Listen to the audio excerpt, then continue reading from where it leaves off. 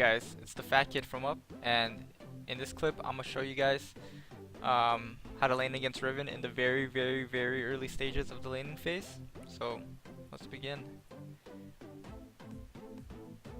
Alright, so the first things you want to be noticing is like whose side is pushing right now. Is she pushing me or am I pushing her? She's definitely gonna be pushing, or that's what you want. You want her to be pushing. So don't put any auto attacks down or anything like that. Just last hit with your harpoons.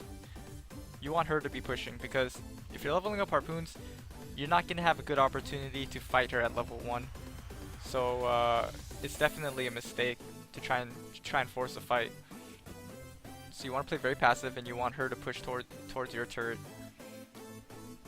The main reason for that is Riven's level 1 and level 2 and even level 3 is a lot stronger than yours. You don't want to be dealing with her.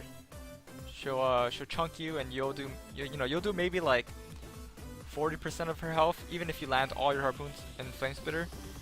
She's most likely to do like 60% of your health. Alright, as you can see,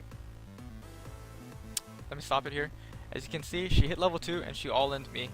That's perfect for her, and that's horrible for me.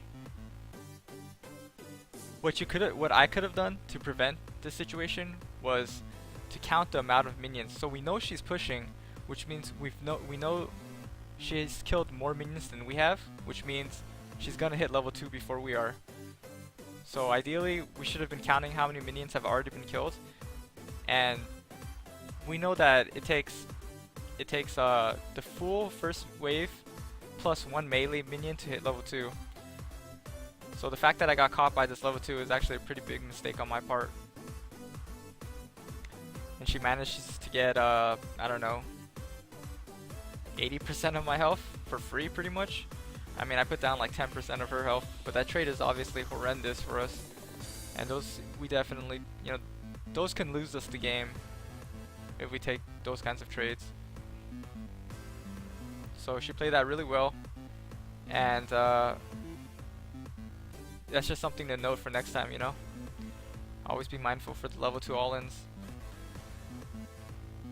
So now we're trying to get our level 2, and we managed to get it. And at this point, it's like, do we get flame spitter or do we get shield? And in my opinion, I think leveling up flame spitter is better in this situation, mainly because you're almost at your turret, and it's gonna be a lot easier for you to CS with flame spitter and harpoons when you're under turret, as opposed to getting harpoons and then shield. Like, this flame spitter will allow you to weaken the ranged minions so that it's easier for you to last hit. Without it, it's gonna be kind of difficult. But you're gonna see me level up flame spitter second, you're gonna see me level up shield second, mainly because I did take that really large chunk of damage earlier, and that kind of scares me into taking shield second. But in hindsight, when I look at this replay, I probably should have just taken the flame spitter.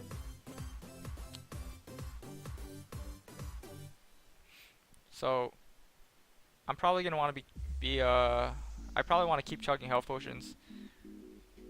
I want to top myself off, so yeah, I definitely want to keep using them till I'm at full HP. You don't want to give Riven an HP advantage, mainly because that's going to give her... It's going to be very hard to play aggressive against her when she has the HP advantage over you, because that kind of means to her, like, she can all-in you without fear of dying, because she's going to kill you before you kill her. So you want to be on even HP as her as soon as possible, so that you can fight her. So we're most likely not going to make a play on her until like level 4 or 5. It's very hard to do damage on her in the first 3 levels, like I mentioned. You don't have the damage output that she does, so you don't want to be dealing with her. At level 4 and 5, you can sort of use your higher level flame spitter to put free damage on her while you play at a somewhat safe distance. You got to be very mindful of her Q and her E though, because you do have like a small range with flame spitter, but she has a lot of gap close. So when you fight her, you want to make sure you're positioning yourself so that you can dodge her Qs, you can dodge, you can stay away from all her gap closes basically. So as you can see, she used her gap close to put some damage on me, but I was in a position where if she did close the gap, she was gonna get hit by the turret, and that's what you just saw right there. Okay. Speed it up here. So we're now level 4. We have level 2 flame spitter, and we're just gonna look for free trades. What I mean by free trades is, you know, get a couple taps of flame spitter on her, and don't let her trade back against you. Basically, like, hit her a little bit with flame spitter and then run away.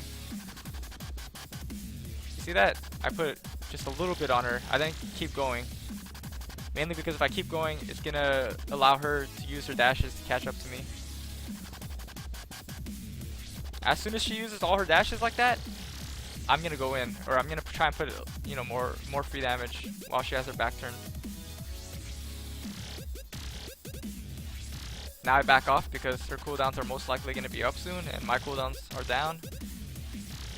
These are the kind of trades you want to be taking. Free ones.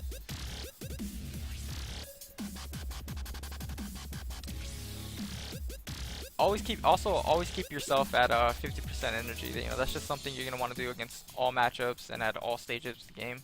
It's gonna allow your abilities to do 50% more damage, except your ultimate. So as you can see, I have full HP and 2 health potions. She has 50% HP and 0 health potions.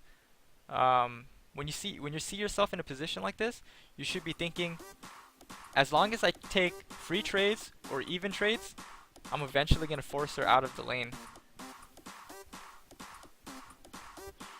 And you'll win by, if you force her out of the lane, it's going to put you at a CS advantage, an EXP advantage, a gold advantage, and in this case, she has teleport.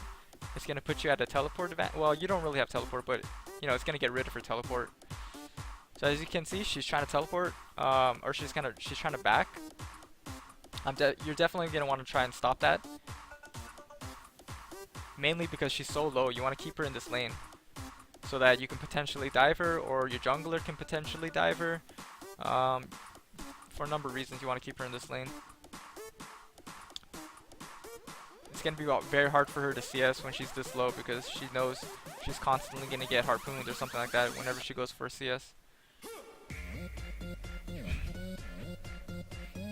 So I look at the situation and I see she's very low. I also see that I hit the harpoon, which tells me since I hit the harpoon, I'm probably going to want to go in. She's slowed down. This is like the perfect opportunity.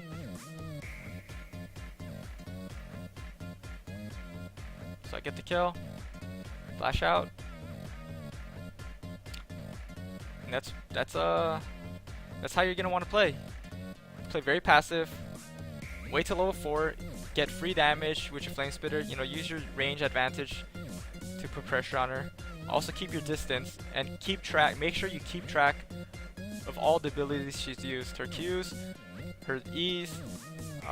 Also make sure you keep track of which Q she's on, because if she's on her like 3rd Q, for example, she's used 1 Q and then 2 Q.